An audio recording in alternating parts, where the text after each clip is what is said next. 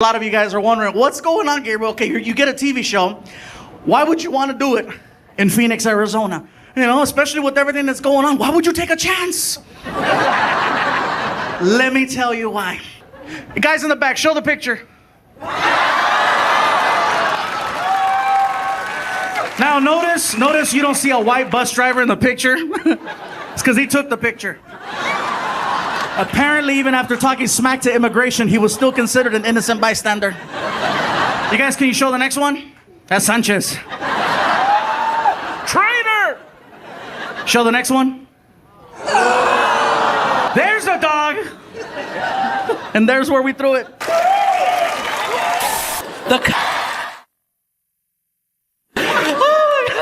I'm such a dork. I don't care.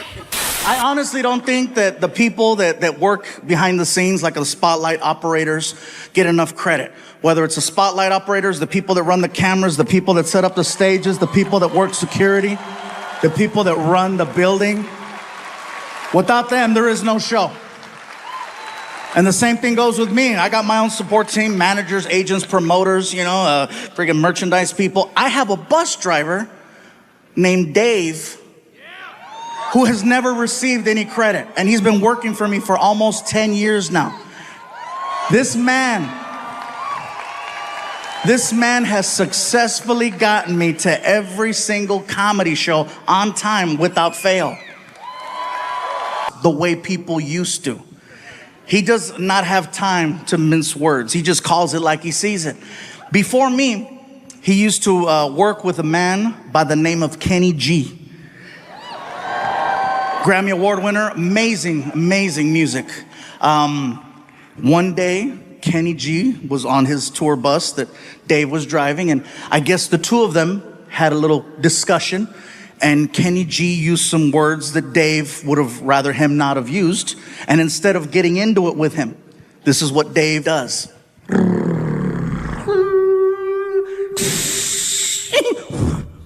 Kicked Kenny G off of his own bus. Because he would rather lose his job than lose his self-respect. And that's the man I work with. He's a bad dude. You guys are clapping, but you should have seen the interview. Oh man, it was a good one. He looks at me and he says, "Hey, let's get one thing straight. I don't give a shit who you are. You treat me right, I'll treat you right. You pay me on time, you'll live." Not to mention the fact that he keeps that tour bus squeaky clean. And he takes a lot of pride in that as well. One night, I was drinking on the bus, and I go to put my cup down, and I missed the table, and the cup hit the floor. I didn't get up right away to get the cup, because I figured I'm gonna get up in a couple minutes and make myself another drink. I'll pick up the cup then. Dave sees the cup on the floor, and then he looks at me and says, "Hey, I ain't your mama. Pick that shit up."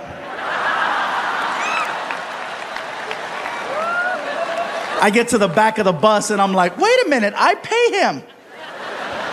"Hey, Dave, shut up. Yeah, I'll be in the back in my room. Thank you. Drive safe." And people tell me, you work with a man who talks that way to you? Why? Let me tell you why. Because he's on you. He loves you. And if not, you're on the curb with Kenny G. That being said, I have a story to share. What a lot of us need to work on is our delivery. It's all in the way you say things. That's why text messages are always misinterpreted, because you read the text according to how you feel. What does he mean, hello? Yeah. Anyway, Dave has gotten us to 48 of the 50 states. He doesn't travel with us outside of America. He prefers it that way. Just got back from India. Yeah. So let me tell you, I started posting on Facebook and Twitter that we were gonna go out there to do these shows. And then people started sending me messages, questioning what I was gonna do. First of all, are they gonna understand you in India? Will they understand English okay? Will they be able to follow along with your stories? Once we got there, I come to find out that more people speak English in India than in all of the US and Canada put together. Might as well throw Mexico in there for extra credit. Because there's that many people, and yes, they have the internet. They got the internet, they got Bollywood, they got Hollywood. They understand American culture so much more than we understand theirs. Second thing, people tried to warn me about going over there. Gabriel, be careful. India is a third world country. Don't drink the water in India. It contains parasites that'll make you really sick. Don't eat the food from the street people, especially the street meat. It contains a parasite that'll make you really sick. And most importantly, there's a lot of crime over there. Don't stay out late. When the sun goes down, you go down. I'm like, is it that bad? Parasites. So I'm like, let me get this straight. There's a lot of crime. Don't stay out late. Don't eat any of the food from the street vendors. And don't drink the water. Why does that sound familiar? That's Mexico.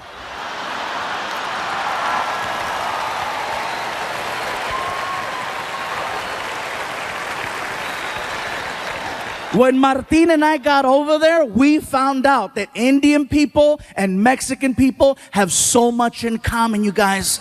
I'm telling you, it's insane how similar we are, especially the food. The food is so similar. For example, Mexicans love tortillas. Indian people love naan bread, which is a fluffier form of a tortilla. Mexicans love chicken. Indians love chicken. Mexicans love hot and spicy. Indians invented hot and spicy. Most popular drink in Mexico is Fanta. Most popular drink in India is Fanta. Indian people worship cows. Mexicans love barbecues. A lot of similarities. Most of the people that I met over there were very hardworking and humble. And I gotta tell you, every time I talked to someone, I was always greeted the same way. They'd look at me, they'd put their hands together, they'd do a little bow, and they say, Namaste, which is an endearing hello. It's really nice and sweet. And then I noticed that Indian people, when you're talking to them, do this thing with their head, where it will begin to move side to side as they're speaking. Now, at first when you notice it, you think, oh, he slept wrong. He just got a kink in his neck. Get a Tempur-Pedic. Now, when they start speaking, their head starts moving. And I noticed this. The guy is checking us into the hotel, and he's really cool. He's like, listen, if you have any problems at all, okay, you call the front desk, you press 0. We will send somebody to your room to help you. Whatever you need, we got it for you right here, okay? It's very good. Now, one thing I notice is the more they talk and the more excited Indian people get, the more the head starts to move around. Somebody at the hotel yelled out to the clerk, that's Fluffy. And the guy was like, oh my God, I don't believe it. I thought it was you. I thought it was you. Oh my God, I cannot believe it. This is so crazy. Oh my God, Fluffy, Fluffy, Fluffy. Even crazier than that is that the mouth is actually connected to the neck. When the mouth stops moving, the head stops wherever the mouth left off. And when you see Indian people talking to each other, you can see it. Okay, let me tell you something. Okay, okay, hold on. Wait, hold on, wait, okay. Like if you're Indian and you stutter, you are so screwed. Somebody stop him!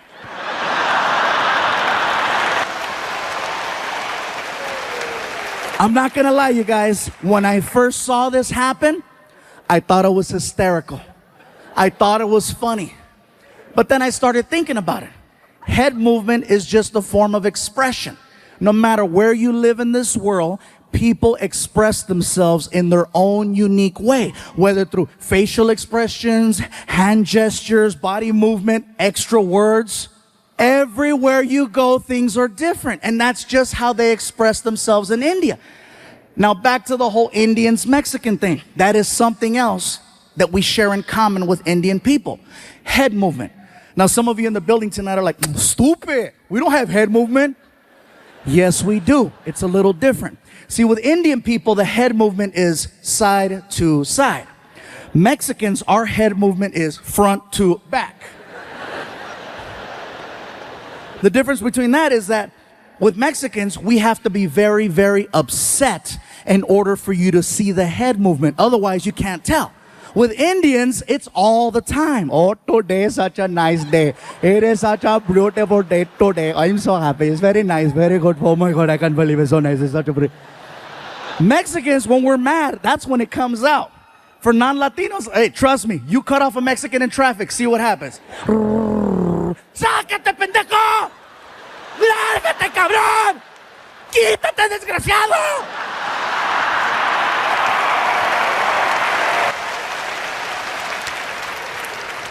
That's funny. I don't know why the black people are laughing. You guys take it all. Oh, no, you didn't. Oh, hell no. I know he ain't talking about me. I hit a bell. I hit a bell.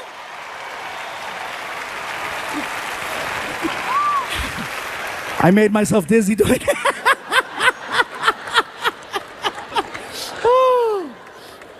So let me tell you guys, if you ever get the opportunity to travel to India, I encourage you to check it out. You are gonna see some beautiful things. You are gonna see some amazing things. You are gonna see some sad, depressing things and some real horrible things. Overall, it's a well-balanced trip. But when you get back home here to the United States, you will have a whole different appreciation for your life. Believe that. I guarantee this, you guys. There's a lot of people in India, and with a lot of people comes a lot of traffic.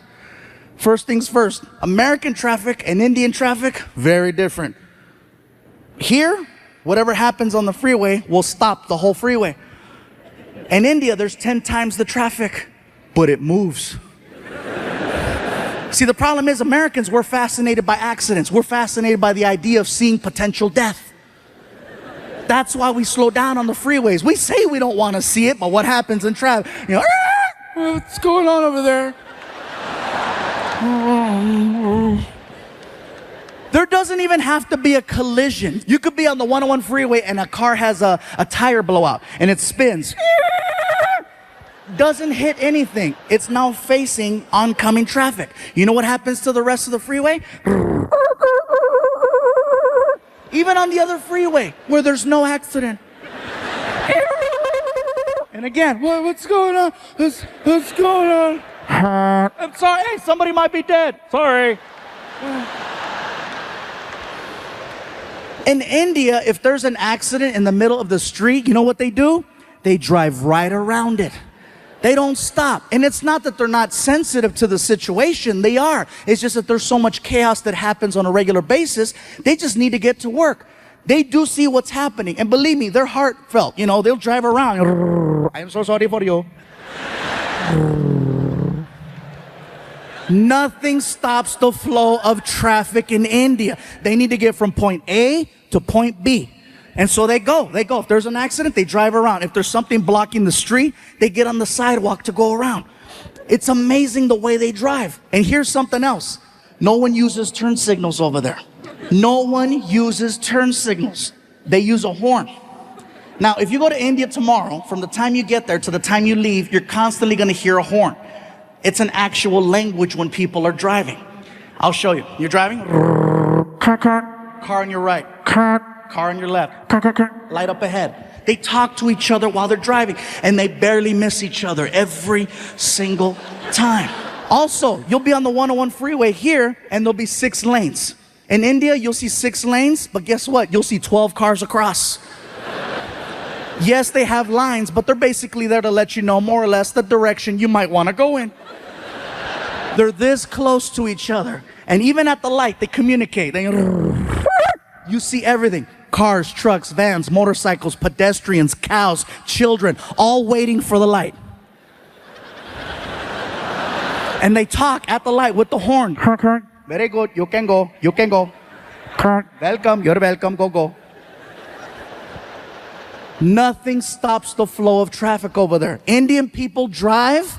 Think of ants. You know how ants travel in a straight line? And if there's something in the way like a rock, ants will split up, go around the rock and reunite or climb over the rock. Worst case scenario, they dig a hole and go under the rock. That's the mentality of driving in India. A man can get shot in the middle of the street. People just look at each other. somebody pick him up. And they'll drag his ass onto the sidewalk. And if there's an accident and they need to get around, guess what's gonna happen to that guy on the sidewalk? Nothing stops the flow of traffic in India, except a cow. Now, I know we've always heard the stories and the jokes about, oh, Indian people don't eat hamburgers. I asked the question and I found out. It's believed that cows are people who have died and they've been reincarnated and their new life is now the cow, which is why they don't eat them and why they give them all the love and respect in the world over there. I saw this firsthand. There's a cow crossing the street while we're driving. And the cows know, they're cocky, they know that they can cross. Freaking, all the cows, and the cows out there all cocky. Gling, gling, gling, gling. No one honks at the cows. No one yells at the cows. No one touches the cows. They wait for the cows to finish crossing. The cow that we had laid down. The driver just shut off the car. Started tweeting. There is a cow in the middle of the street. Hashtag Momo.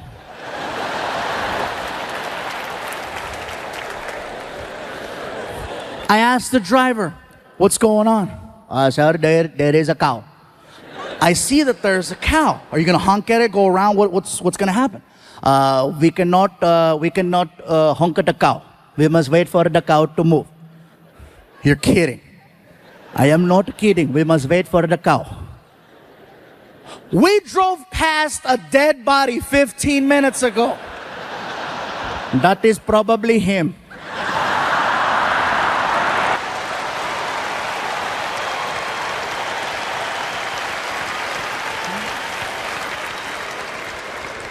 Like seriously, the driving situation over there is so intense, you guys. One morning while we're there, I needed to get to the airport fast because I overslept. And so I get in the cab and I hand the driver a $50 bill. And I go, sir, I am running very late. I need to get to the airport as soon as possible. Whatever side street you have to take or back road, I'm all for it. Whatever you have to do, let's do it. And I hand him the money and he goes, very good, let's go. And we take off. The guy is hitting anywhere from 50 to 70 miles an hour on the street. We are making incredible time. I notice that we're heading in the direction of a red light.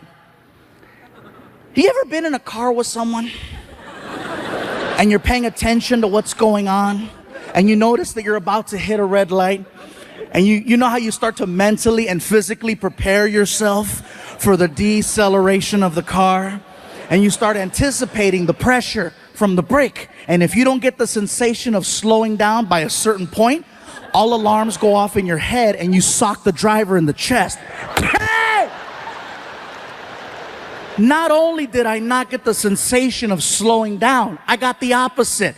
He gunned it towards the light and it caught me off guard. I couldn't even scream. I was like, and then I got air. Hey, pull over! Pull over! He didn't even know what he did. He looks at me, he goes, what is wrong? What do you mean, what is wrong? Dude, didn't you see the red light? As calm as can be. Didn't you see there was no one there? You told me, whatever you have to do, okay? Whatever you have to do, you do. Out of all the countries I performed in, my favorite country outside of home is Australia. And I'll tell you why. Australia, much like us in America, has its list of priorities. You know what's not on their list? Political correctness. They do not care about your feelings. It's like a country full of Daves. Believe it or not, it's very refreshing to be around such a large group of people who speak their minds so freely. And if you know that before you go there, you're gonna have an amazing time. But if you don't know that and you show up, It is a culture shock and a half because I showed up and I didn't know. Everybody says you got to see the beaches, and I went to the beach. I had people coming up to me. Hey, somebody help me get him back in the water. Yeah, right there, big fella. Look at you right there. Oh, look, he's moving. Oh, he's crying. I bet it tastes like gravy.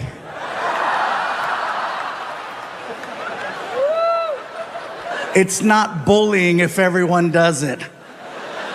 Yeah, that being said, I'm in Australia, Sydney, Australia, at the Opera House. For me, it was one of the most iconic places I've ever got to perform in. It was bucket list, definitely. After the show, I wanted to go hang out with some Aussies and see what that was like. I'm hanging out at a pub. First things first, Australian people do not drink Foster's beer. That's an American thing. They don't drink that over there. I tried ordering one to fit in, didn't go over well. Bartender looked at me. Hey, you like the taste of piss, do ya?